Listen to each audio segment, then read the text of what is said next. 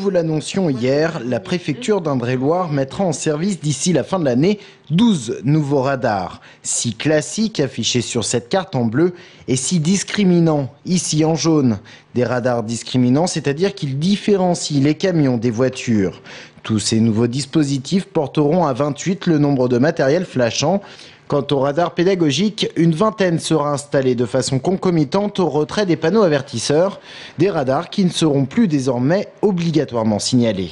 Ce qu'il faut, c'est que dans la tête des automobilistes, l'idée d'un respect des limitations de vitesse, qui elles sont clairement affichées, que cette idée d'une conduite paisible et de respect des limitations de vitesse s'installe définitivement.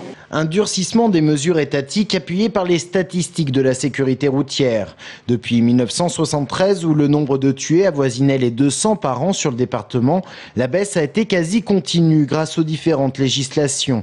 1973, les premières limitations de vitesse. 1979, le port de la ceinture à l'avant. 1992, la mise en place du permis à points. 1995, abaissement du taux d'alcool à 0,5 g par litre de sang pour arriver à 2003 avec la mise en place des radars automatiques.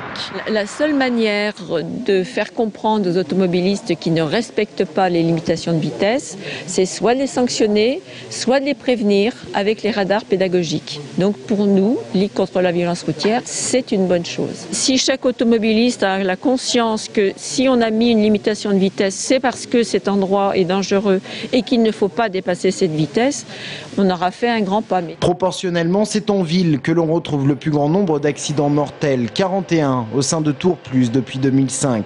C'est aussi en zone urbaine que l'on retrouve le plus grand nombre de tués parmi les piétons et les cyclomotoristes.